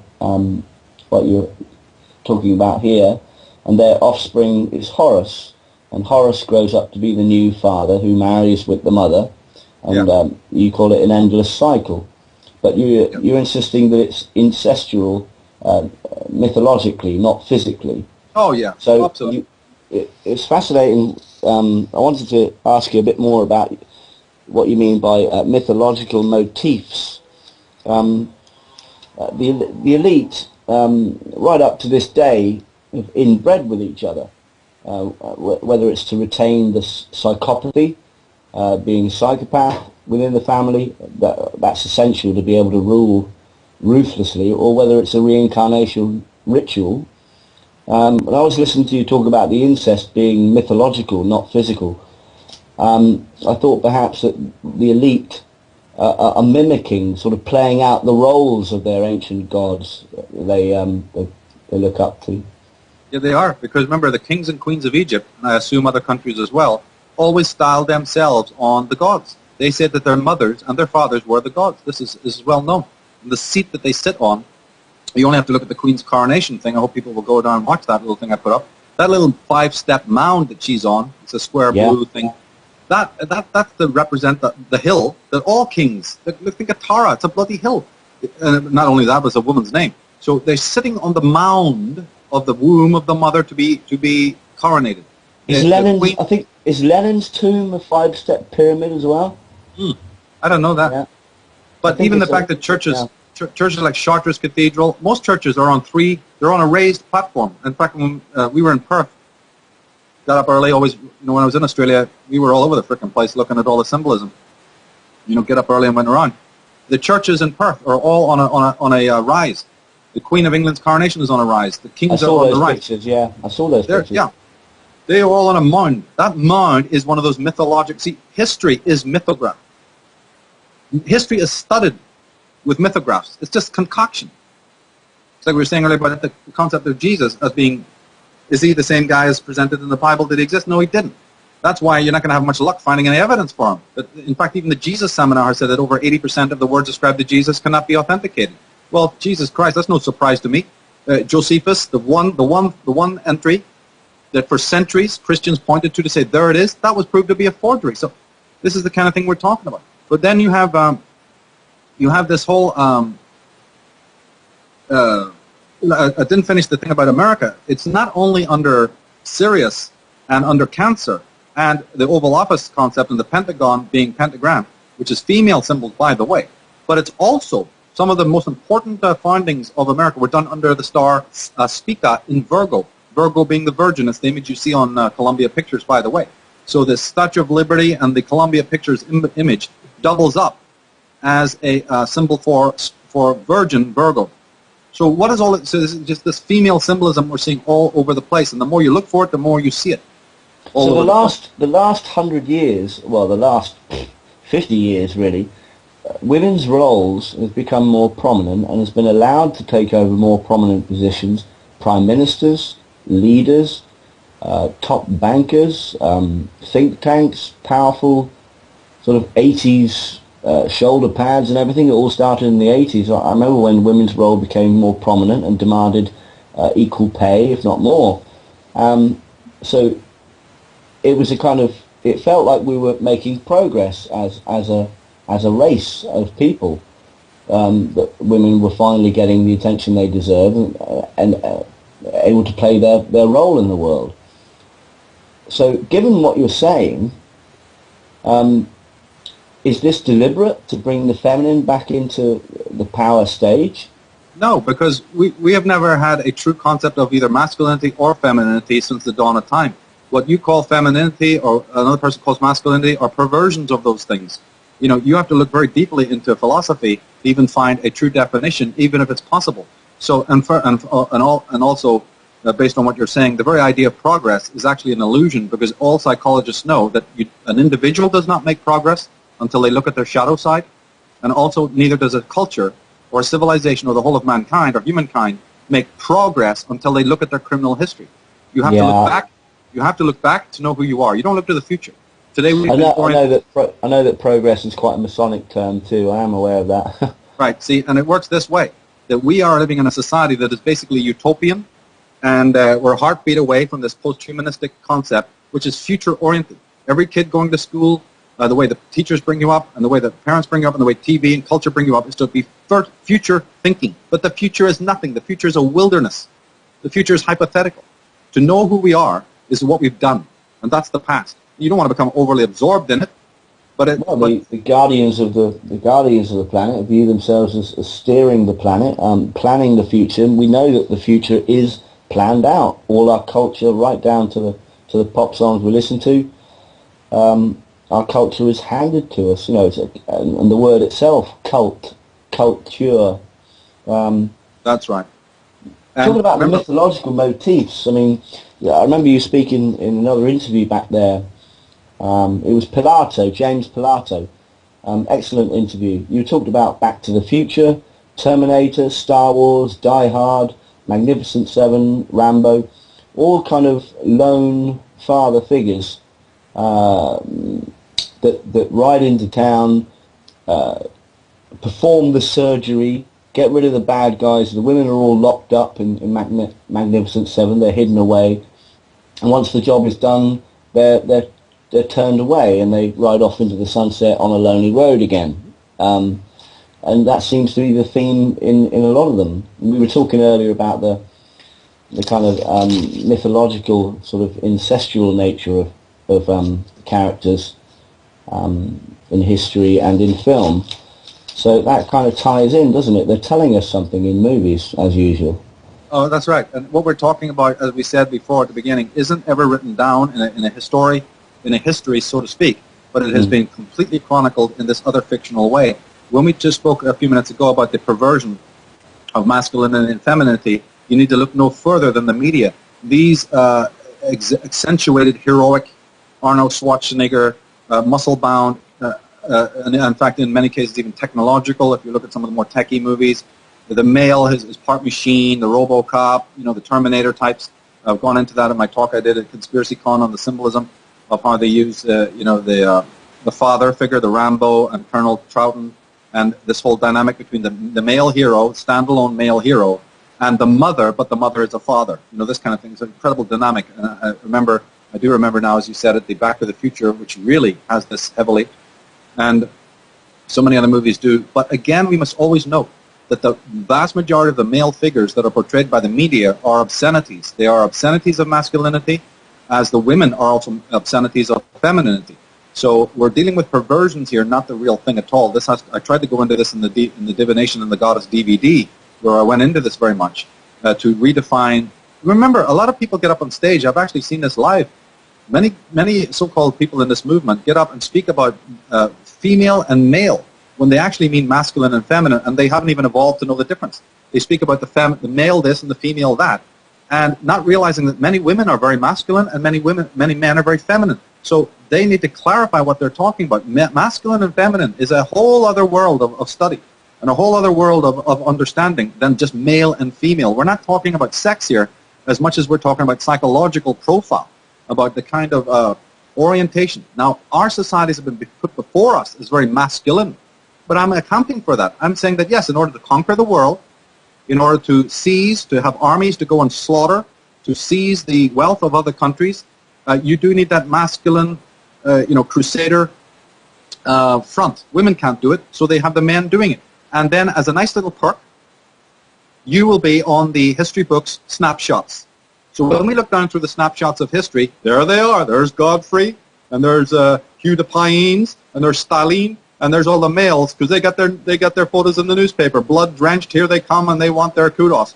Well, they've got that. But that is a ruse, because there's something else going on behind that official history, and that's what we've got to look at. And that's only embedded, only transmitted in the symbolism. Like I said, the presidents of America, and this is only one anecdote, sitting in the so-called Oval Office. I mean, it just goes much, much further than that, especially the dates on which certain things are done, and the inaugurations of this and that and the other, and the design of the various edifices that these people use is always more deep than we can imagine. Because, as I said, this, and don't forget that the sorceress side, this sisterhood, never forget for a moment that they despise the other women, the good women, who are nothing to do with this. That's why these other women, the women who came from more of the Druid side, the Wicca side, they've also been taken out down through the centuries as well. Remember the concept about the severed head? You spoke about these Vikings being found with a severed head, and then we just happened to be talking about John the Baptist with a severed head. The whole cult of the severed head, Yeah. you know, is age old. What that represents, as I said, it not only Yeah. represents the Yeah. transmission of Sorry, transmission. Power of secret society power from one edifice to another, but the worship of the skull, for instance, is just so old it's unbelievable. That's why even the skull and bones use that symbol. There's so much to that about the intelligence and the drinking of the blood. There's even this whole ritual aspect that is this about you know, the ritual slaughter. I kind of don't want to really get into that right now, but there's a lot into the very concept of why, what it means to be decapitated and what that symbolizes. And so we have to start getting up to speed with some of this symbolism if we're going to be able to, you know, change the course of the way things are going. Because the main point I'm trying to make is that all criminals, we just spoke a minute ago about all history being mythography, studded with myth, studded with these concocted traits, concocted motifs. But we also realize that the authors of history are psychopaths, and they are criminal. So that all criminals want to hide their crime. So when we're looking at history, we're not looking at something that's very honest. We're looking at an incredible tangle, as you said earlier. It's a labyrinth. All of this is done because we're dealing with people who very much want their crimes to be forgotten, and they have 100 ways of doing that. One of the ways is to set up a faux criminal, put all the blame onto them, send them running, and then all the dogs go after them. So that when you're looking in this direction for the real criminal, and of course this is what we've seen time and time again, the real criminal is, you know, unseen. He's invisible. You spoke earlier about progress. If you really want my honest opinion, the only intelligent people who have a clue right now are the people who are into this particular kind of work. We're not talking about anybody from the normal world having the faintest idea what's going on around them, what history is all about, or why they're in the state that they're in. The only hope for anyone to twig what has really been going on right across the board, and this includes what's happening now, are the people who happen to be seriously, and I don't mean just frivolously, interested in conspiracy kind of content. That small group, and then even a smaller group within that who are serious, because there's a lot of hangers-on and imbeciles who don't know shit, but there's people within that are the only true, intelligent, informed. And I said this at the talk in Australia, and we have two reasons for that. One is we're in an age where we have information that has never, ever become as widely public as it is before. So in other words, we have the researchers of unbelievable skill and awareness who are bringing out facts that the whole human race, from the dawn of history, has never been privy to. That's one. And the second is we have the means of dissemination, the internet. We have the technological medium, which was, again, new. It's modern, you see. So there's two factors that you can obviously see logically we didn't have before. One is the kind of information that our forefathers just didn't have access to. Not that many of them didn't speculate it or think about it or muse it, but now we have it more hardcore about all sorts of things. And we also have this unique means of dissemination where somebody like myself, and let me take myself as an example, 30, 40 years of constant, non-stop, back-breaking research can be delivered in a few minutes in a book or DVD or a YouTube. Do you know, I mean, people don't think about it, but no, I didn't put that stuff together in 5 minutes. This has been an incredible job, and think about all the other teachers in this movement as well. So suddenly you have all the world from every corner of the globe, of all levels of intelligence, being able to benefit from a person who has gone through unbelievable sacrifice and unbelievable study in relatively short period of time because of the medium in which it is transmitted, you see, low cost, easy access, and so on. These are remarkable changes, remarkable features, and therefore my point is that we then must absolutely be glad for that. We must use it. We must get rid of all the distraction and really make sure that we understand and be very grateful for this fact, because we are now privy, finally, up Periscope. We are able, the clouds are parting, and we have the tools to see what almost none of our ancestors ever saw before.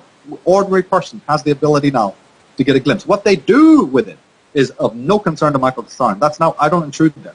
But I'm just saying the simple fact is we have that ability. What you do with it, what you don't do with it, how you think about it, how you configure it, what you think about the person who's delivering it, that's all your own business. But the fact is, the simple fact is, this information is now being disseminated. We're in the absolute proper age for it to come forth. That is non-negotiable. And that to me is inspiring and brilliant and gives us a very good optimistic, should make people feel very optimistic. But again, we have a huge mass of people also who are in a state of absolute perpetual ignorance, and therefore, yes, okay, the female got a little bit more masculine power to operate in the world of the beast. Yeah, okay, great, whatever. Man gets a little bit more of this. Life, you get improvements, you know what I mean? You get upgrades to your servitude. Yeah, I'm not really jumping backwards on that. I think it's okay, maybe it's fine. But in the whole or larger context, if the psychology of man thinks that he's going to make progress without looking back to his criminal history and to his own shadow and know what has been going on behind the scenes, I cannot for a moment call that true progress. He's liable to, again, fall into another trap. You've spoken before of building a forensic profile of the people at the top of the pyramid, but these people don't want us to know who even the lower henchmen are. That's a quote from yourself. What are your conclusions at this stage of your research as to who they are? Obviously, you're not able to name names, but what are your conclusions at this stage? Where should we look? Well, I think that I've done as much research as I can. I think all of us, I think Alex and others, we've all gone as far as we can to catalog male crime. Let's just phrase it that way for a moment. I think that the crime of the males has been beaten to death. I think it doesn't need to stop. I'm not saying that. It needs to continue. The exposure of any kind of crime needs to continue. I just think that now, a more subtle, I've always said this, that this thing needs to be turned around like a Rubik's Cube, like a very precious jewel. You cast different kind of light on it, you walk around it, you examine it from many, many facets. That's what I'm doing now. In my Atlantis book, I did it in one way, and the Irish Origins another. In Architects of Control, we brought up more of the psychology, what have you. And it's continuing. Do you realize that people actually criticize me for that? What the hell is wrong with them? You think that this is going to be, I'm going to deliver you this like a frickin' pizza and that's it? This thing is endless. I'll never in my whole life, even if I lived 10 lives, even a person like me, could never come to the bottom of it. It's not like that. It's not just going to be presented to you in a package. This thing is completely to be unpacked time and time again, like a piece of music. There's so many subtleties to it. But the thing is that once you do that, you progress and you start to see things in a new light. In the criminal history of woman, the criminal history of the female, I went into it in the Age of Manipulation 1, where we looked at the Tuesday Wells and we looked at these vile, you could call them the cult of Venus again. This is a very peculiar group who are attached to the Dionysian cult. You can call them Dionysian as long as you allow for the fact that Dionysus himself was an androgynous entity, and so on. He was one of these solar children that you mentioned, like Horus. And the female cult around them have their own particular kind of perverted symbolism. I don't like it. I'm saying it's bloody weird, but they have a type of kind of ritualistic. The Queen's coronation is one glimpse into that kind of ritualism. Remember, for instance, that she's given 2 rings, ruby and sapphire. Why? Those colors appear on the British flag, the blue and the red, as they're known, which again goes back to the George and the dragon and St. Michael and the dragon. Then you have this moment in the coronation where they bring this canopy over her head, a very private moment in which nobody but nobody... Yeah, the Archbishop of Canterbury sort of whispers something to her, doesn't he? He whispers something to her, and I believe that has to do with the sisterhood. I'll say nothing more about it, but I believe that moment of the ritual has to do with something regarding the sisterhood. Next thing you know is that she's approached by 3 dignitaries, one of whom, the third one, 3 is always important in Masonic, so the third one does something the others don't do. It's a Duke of Kent, it's her nephew or whatever. He comes forward, kneels down, he whips out a piece of paper and he reads from it, and it's her. She's meant to now endorse the secret society. She's meant to say, I am one of the secret societies and I protect you guys. This is this moment, something to do with the Scotia Rite. I think it's got to do with the Scottish Rite. That's what you think he's saying there? Yeah, he's the head of all the... Remember, Kent, Duke of Kent. Duke of Kent, yeah. Kent is a word. Mason, yeah. But Kent means Egypt. Really? Yeah, the county of Kent is named after Ken, or Kant, which meant is an old word actually. It's a pun. Again, this is how they do things. These people are punning all the blinking time. It's the Duke of Kent, the Duke of Egypt, the Duke of the Egyptian Rite. There's even a thing called the Egyptian Rite. Very high, isn't he? Very high. And his particular group of Masons, this is another Alpha Lodge, and when I say Alpha Lodge, I'm distinguishing it from the one you walk past in the street. That's got nothing to do with any of this. The Alpha Lodges, the one that he is a member of is called the Order of Mark Masonry. and it's two columns, two like a chess pieces, these two little turrets or towers, in the center of which is a red cross again, the red cross going back to Egypt and to the dragon court. So he gets down on his knees, this kind of caper, and then they have this moment where she's handed this orb. You have staff in one hand, the scepter, the famous scepter. The world, yep. Right? And her, by the way, just as an anecdote, her mace. You spoke earlier about what a joke this whole idea of republic and democracy is. Yes, that's right. The opening of Parliament, meant to be the houses of Parliament, cannot open without the presentation of the Queen's mace, and it sits there all the time. Yeah. There it is. She controls the whole lot. It's all under aristocracy. It's all under these people. But we're coming back to the coronation. She's handed in one hand she's sitting on, by the way, she's sitting on St. Edward's chair, and basically that's all you need. If you know the history of St. Edward's chair, and I go into it in the Irish Origins book and also in the Queen's Coronation, because remember, the Queen's Coronation, right, is an appendices of the Irish Origins book, by the way, just in case people think these are all separate. They're not. That video was put up as an extension or an appendices of the Irish Origins book. So St. Edward's chair is nothing more than the chair of the Milesian Atenists who first came to Ireland. Scota, Ireland was known as Scota. Do you know that Ireland's name was Scota? When the Irish moved over to Scotland, when the Irish invaded Scotland, they gave the name of their queen, this is an Egyptian queen now, to Scotland. So Scotland is named after the daughter of Akhenaten. Unbelievable. She's buried in County Kerry. Right. So the Queen of England is sitting on a chair that's got a pyramid at the top, this triangular pyramid. It stands on 4 lions, which are the Lion of Judah, the Lion of Akhenaten. It's one of the only symbols he allowed. It's a solar lion. 4 of them, no doubt.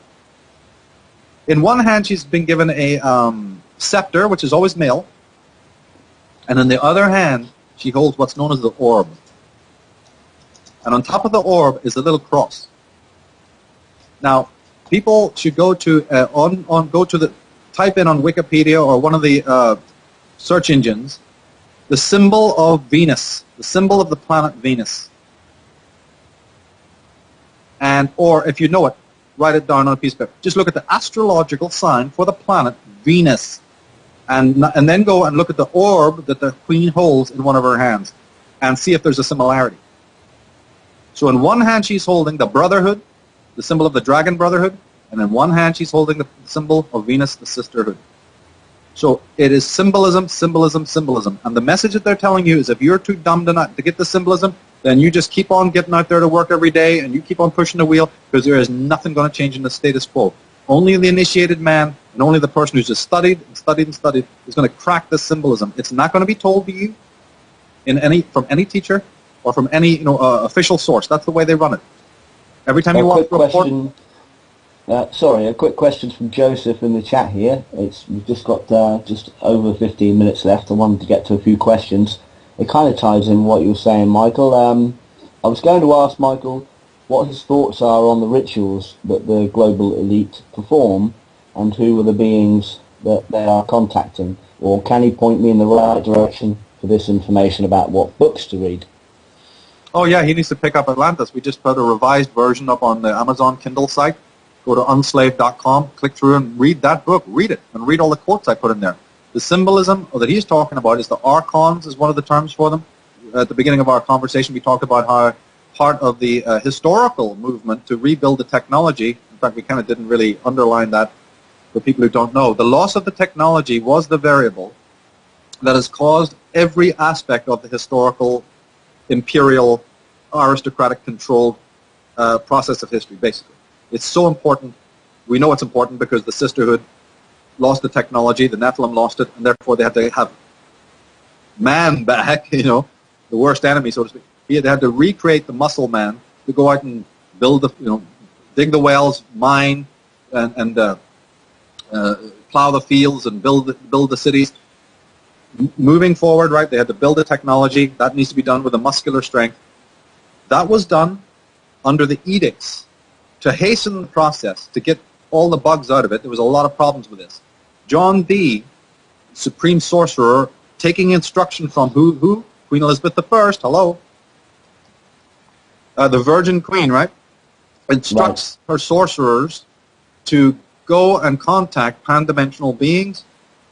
They're often known as the archons. Other terms for them is cosmocrates, I use the term macro because they're out of sight of the mind, out of sight of physical technology. These entities sketched out the map and showed them how to initiate where we're at right now. The so-called technological age is the scientific age, and the symbolism of these orgs cannot be understood without this. That's why I suggest this person read this book, because you're not going to find the answer anywhere else. And if you want to decode the symbolism that's around you in the streets, that appears on the magazines and the television, especially the technical one, well, you know, and believe me, before you can even jump into what we're talking about, the sisterhood, I'm afraid you're going to have to do the homework. You're going to have to go back and read my earlier stuff to have the full pieces. If you want stuff anecdotally, okay, but then you're not going to have the whole piece. I put the groundwork in before, and people need to read the groundwork, particularly the Atlantis book, to know where I've gone, because it's a connection. It's a fulfilling that study. That particular historical frame, time frame, has been transmitted by beings that you don't fuck with. You have to go with what they say. You have to do it exactly the way it's been laid down. And so this is this incredibly intricate, but yet at the same time enormously precise and patient movement, one step to the next, to the next, to the next, in a certain ritual order. Now we've moved up to the de Greys and all these klutzes, these creeps who are doing the genetic science, the genetic research and so on. And by the way, Alex de Grey, notice his hairstyle? Interesting that, isn't it? And the long beard and what have you? Yeah, right. So anyway, these characters are all themselves in some sense hypnotized. They're all digging into the secrets of DNA because they're very close now. They're very, very, very close to where they need to be. And the symbolism certainly does indicate. They give you updates. They give you all sorts of updates through the movies and through the symbolism. And my work is hugely based on that, but I must say on the correct interpretation. I'm not very happy with the kind of interpretation that I've seen a lot of other people in this movement go into. It's pretty paltry.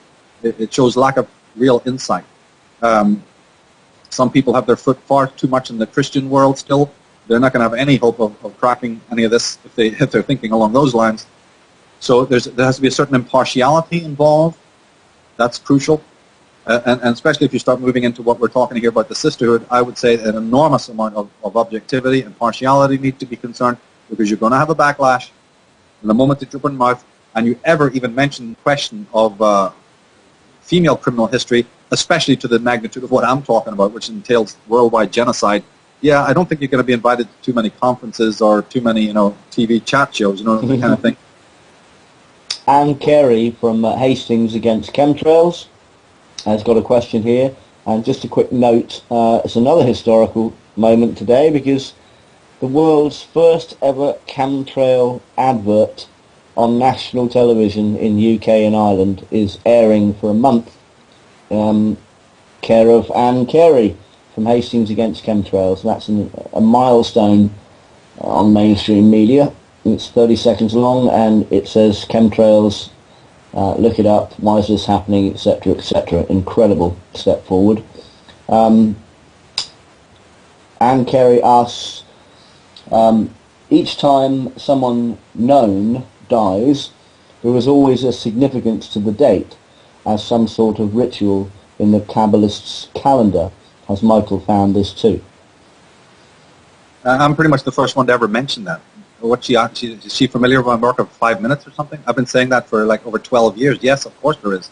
I'm one of the first people who pointed this out, that the stellar zodiac and the 13 signs of the zodiac and what have you, we've gone into that with so much depth in almost every presentation I've made. So yes, she needs to go and look at my, go and look at the Brotherhood of Death, which is free on YouTube Unslaved, or go to, what was one I just mentioned, the Queen's Coronation, or any of the Age of Manipulation 1. Go and watch it. It's all there. The chap that was asking before the question, Joseph, about the global globalist rituals, he says I've told him that get his Atlantis book on Amazon, he said. I just typed back to him and said, I've just ordered it.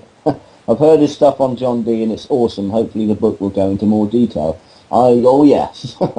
It does go into more detail, yeah. Yeah, we got a revised version up there. Just go to unslaved.com and you will be able to click through to all my merchandise, especially the books. We just put up Astrotheology. Yep. last week, and Volume 1 of Irish Origins is there as of yesterday. So there's a lot happening right now, and Volume 2 will be up within a week. So the entire collection will be up on unslaved.com, revised editions, instantly downloadable, very affordable. So again, we'll have that, and people should dip back into Unslaved or contact me personally, because all the new stuff on the sisterhood and everything else will be, up there as well, videos and also the books. FemaleIlluminati.com is the website for much of what we've discussed tonight, and of course michaeltsarion.com is your main website, I believe. I've got a couple of questions that are fairly unrelated that I wanted to get to. I heard you talking about Blake 7 and some of the symbology and messages coming through Blake 7, and I've always, for the third time, it's the fourth time I've interviewed you, and I keep forgetting to ask, Star Trek, Make It So, number 1, etc. Star Trek is absolutely riddled with messages and preconditioning and pre-programming, isn't it? It is, because remember we spoke in the Atlantis book about this other coterie, the Lemurians. They have descendants. They're trying to fight this particular pestilence. And so through books, but primarily fiction, they have put out their wonderful works, Blake 7.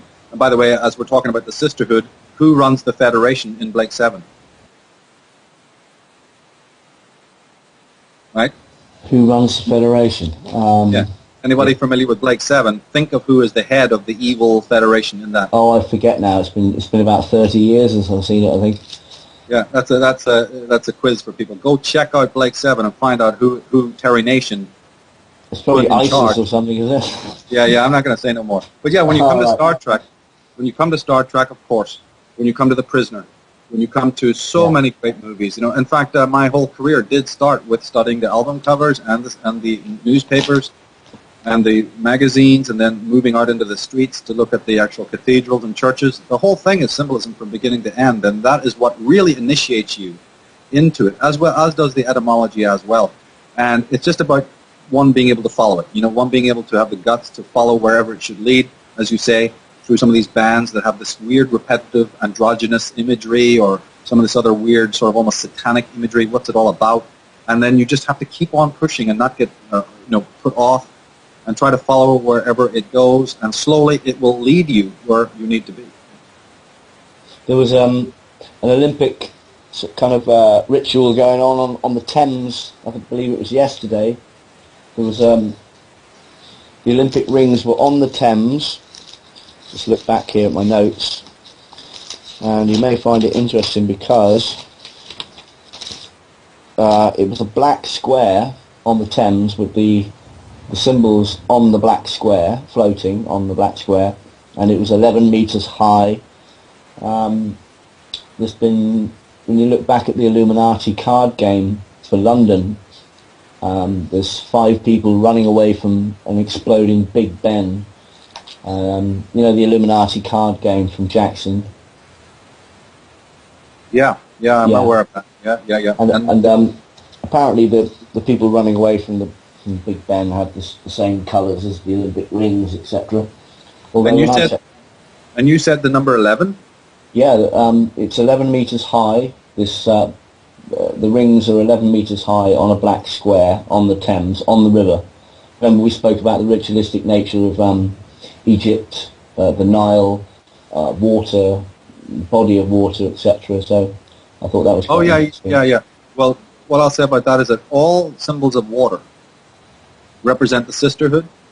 And remember the pharaoh. If you look at his queen going up the queen going up the aisle is water on the blue carpet, right? On the blue carpet, and you'll see the pharaoh sitting on a cube throne, but it's overlaid on a little bunch of wavy lines, which is yeah. And the 11 is a number of the sisterhood. These numbers, a lot of people ask me about the numbers. The numbers either represent degrees of the Masonic or other more sinister organizations like the Illuminati, the degree number, or something even more sinister than that. It represents a degree within a degree or what have you. These numbers, yeah. And the 11 is certainly... 11 as well, the pillars. Oh, yes, of course, that's right. And the 1-1 again. So, yes, exactly. The 11 is the number of the sisterhood, by the way, symbolically speaking. Purely female symbol, purely female number. There's been some new Vatican archives that are going on show. I don't know if you've seen some of that. There's some very interesting letters from 1215 AD and 1500 and various letters appealing for the Pope's help. You talked about the Romans actually being mercenaries. Oh yeah. For other people. You also talked about Britain being named after Baratanga, the sea goddess of the ancient maritime sort of Phoenician Irish peoples. I just wanted to cross-reference with you. And what do you think about Britain being named after the British Empire? British as in bright, illumined. It was originally spelt B-R-Y. Have you heard of that too? Yeah, and it does mean bright, because Baratana is nothing more than Bridget. Oh, right. Pre-Phoenician, or not, nothing could be pre-Phoenician, but bride, bright, goddess of fire, was Bridget, Bharat, Brit, Bharat. Yeah, this is the same deity. Excellent. Excellent. And we've just got 4 minutes left. There is another show on after this, unfortunately. I mean, not that the show is unfortunate, it's just we'd like to talk longer.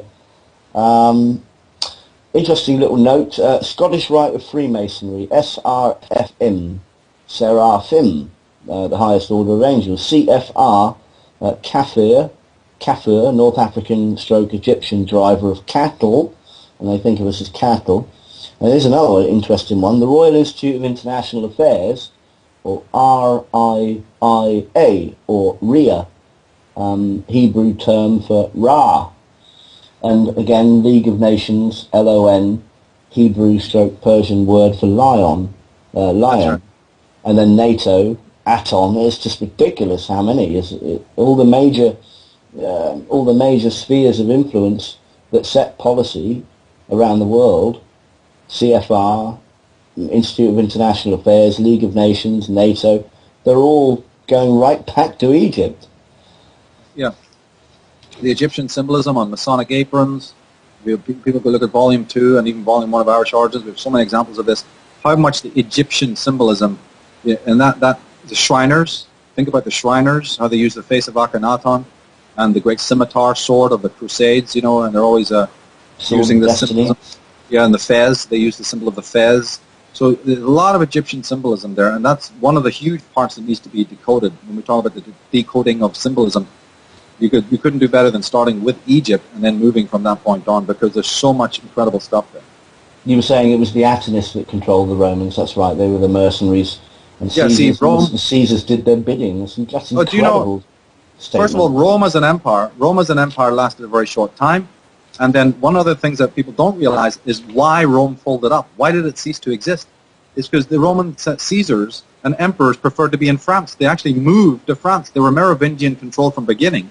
And the main headquarters, the main headquarters was always in Britain and in France. And Rome, actually, the Caesars relocated to France. This is what people don't think.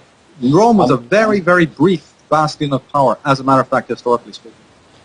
Okay, well, we have to leave it there. I did want to talk to you about a phrase I've coined called chemtrainment in TV. Chemtrainment, like entrainment.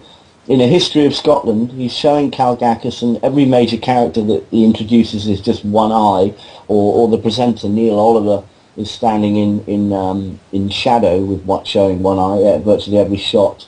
And they're showing serpents, just random shots of serpents, skull and bones, eyes even on the statue, the number 6 figure.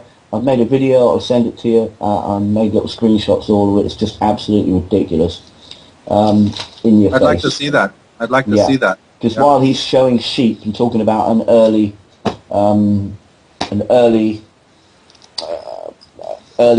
sort of laws where no one can be harmed and you can all die lawfully in your beds and no one can die of torture, he's walking under a massive chemtrail cloud and showing you a Celtic cross and little pictures of sheep and skull and bones and serpents. Is ridiculous. I'll send you the video. Michael Tsarion, again, there's never enough time to talk to you. It's always a pleasure, and I hope to speak to you again soon.